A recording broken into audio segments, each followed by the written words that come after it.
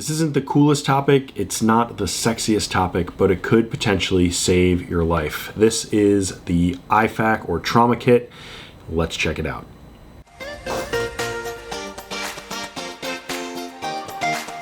Oh, that's amazing. Look at that fish.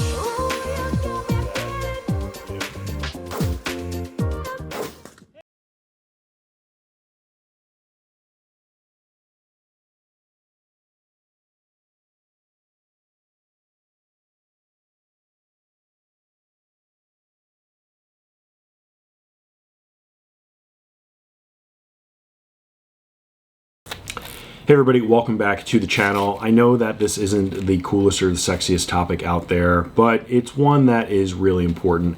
Just a little bit of backstory before we get into the kit and why I wanted to add a second/third kit to my gear that I take with me to the range.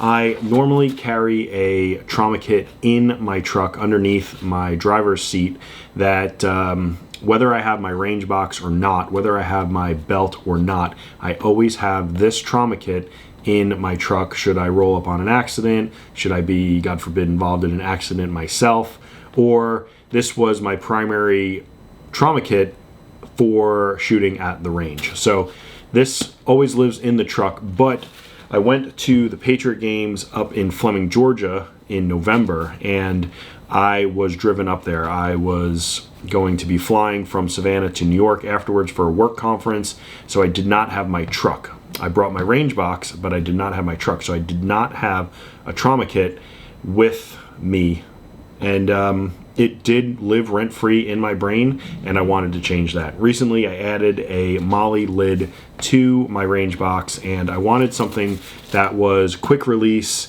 that would be evident, would be noticeable and whatnot. And this is a Velcro patch that will live on the lid in my box. So should there, God forbid, be an accident at the range, I know exactly where it is, and it will always be there nice and secure. So I said 2/3. This is the third one that I'm going to be using. I'm going to start doing more training at the range. It's a high-speed gear, iFAK that lives on the belt. You pull it out. I just tightened the bungees on here, so it's a little tight, but it basically rolls open. I've done a video on this too. So with me at the range, I'm going to have a third trauma kit at all times. You just never know. So the only difference between these two is that this one's a little bit bigger. This one's a little bit smaller. So this is a Maxpedition, and this is one that I got from Rescue Essentials. So you can tell it's just a little bit smaller. If I had one suggestion, Rescue Essentials, make this just a little bit bigger to accommodate a tourniquet or two more easily.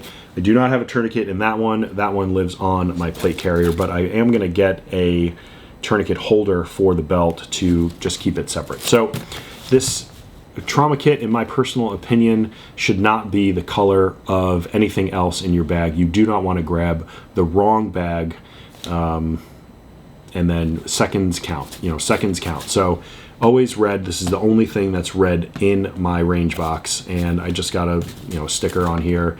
Tourniquet the limbs, pack the junction, seal the box. And basically, you want to tourniquet your arms. You want to pack the wounds if it's not tourniquetable, and seal the box. The box would be the chest cavity. So taking a walk around the pouch, like I mentioned, if it could have been a little bit bigger, it would have been nice, but this was the only bag that I found that had a solid Velcro on the back. So it Velcros onto the strap on the Molly in my range lid, and then there's a buckle strap that goes around it. Unbuckle, rip it off, and it's yours to go wherever. We've got a pair of trauma shears. If you have never used trauma shears, they will cut through basically any article of clothing that you have on. I have a Sharpie for the tourniquets that are inside, because if you apply a tourniquet, you want to write down what time it was applied. And then another thing is you never want to exceed the level of your training. You never want to do something that you're not comfortable doing. You could do more harm than good. I have 2 decompression needles for a tension pneumothorax.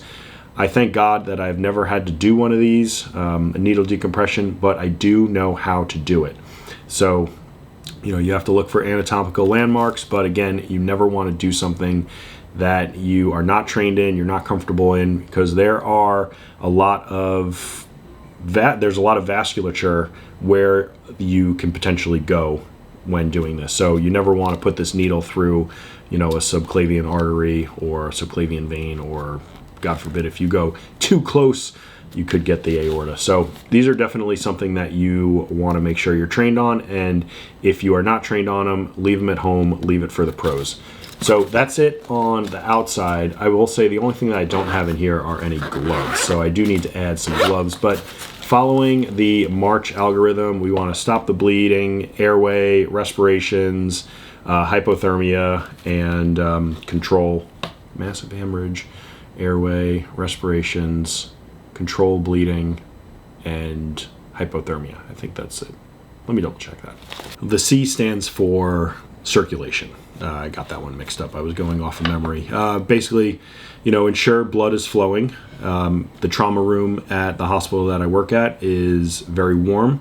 Cold blood will clot, and we definitely don't want clots in a trauma situation, because you want to find the bleeding and control it surgically. You don't want to mask it. So we give a lot of product in the traumas, and you want to assess for, but another part of that circulation is you want to assess for internal bleeding. But this is the inside of the kit. It's pretty laid out, pretty much the same as my other kit, the one that lives in the truck. Maybe just an extra gauze in here, but overall they are laid out virtually the same. I personally like orange tourniquets, and if there's anything that you will take away from this video, we go over to the trauma bay when they call traumas. The number one thing that I see on patients applied in the field are tourniquets.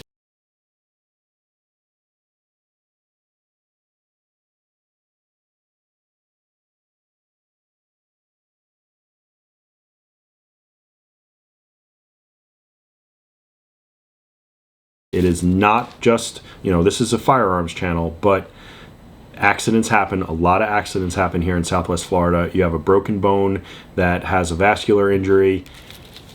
Tourniquet, tourniquet, tourniquet.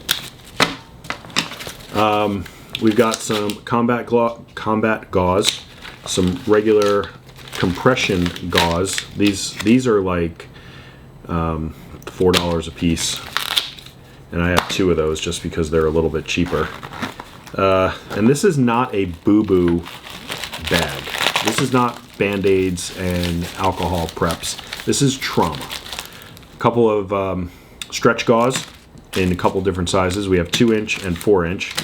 And then up top, again, we have something that you really have to be trained to insert. This is a nasal pharyngeal airway. It goes in the nose and then down, and the idea is to push the tongue forward. If you're laying there flat on your back, your tongue will fall back and you will obstruct your airway. That's one of the reasons why us guys snore, because your tongue falls back and it's flapping in and out of the way to move air. So I just got a little packet of lube and a 28 French nasal pharyngeal airway. There are times when you don't insert those. There are times when you do. There are times when you have to do a jaw thrust. There's a lot of different things. My background is a certified registered nurse anesthetist. Airway is my life. And, we intubate people in collars. We intubate people with fractured cervicals. I know how to navigate a difficult airway or a compromised spine. You don't want to do more harm than good. In trauma, you're rolling up on a scene. You don't know what's going on. Better safe than sorry. Don't manipulate the neck. Don't manipulate the airway. If you're rolling up on a car accident, the car's on fire, otherwise the person is going to burn alive in the car, yeah, you're going to move them out. But somebody laying there on the sidewalk, you don't know what happened to them. Leave them be and assess them. Leave them be, don't move them, and assess them. In the back here, we've got some compact chest seals, and I bought 2 of them. So basically, if you have a pneumothorax, it will help to aid in respirations. It will let air out but won't let air back in. There's a whole lot of physiology behind that. And then again, we just have a rescue blanket for hypothermia. You want your patients warm. Even in the summer, they will lose heat quickly. So down and dirty of a trauma iFAK, a trauma kit. Get some training, take a Stop the Bleed class, take a basic life support class. You never know who it could be. Elderly parents, elderly neighbor, it could be a car accident. You could be on a rural road and somebody rolled their car over. There's nobody for miles and miles, minutes and minutes, and you are the only person there. Let's get some training. Let's do the right thing. I purchased most of these things from Dark Angel Medical. I've had an affiliate with them for a long time, but I did supplement with Rescue Essentials for the stuff that was out of stock. You can buy a kit that's already made. You don't have to go and assemble it, or you can build your own. Mine, the way I put them together, cost about $200 or so, depending on if stuff is on sale. So you can check out Dark Angel Medical down in the description below. Otherwise, like and subscribe, leave a comment in the comment section below. We'll see you in the next video.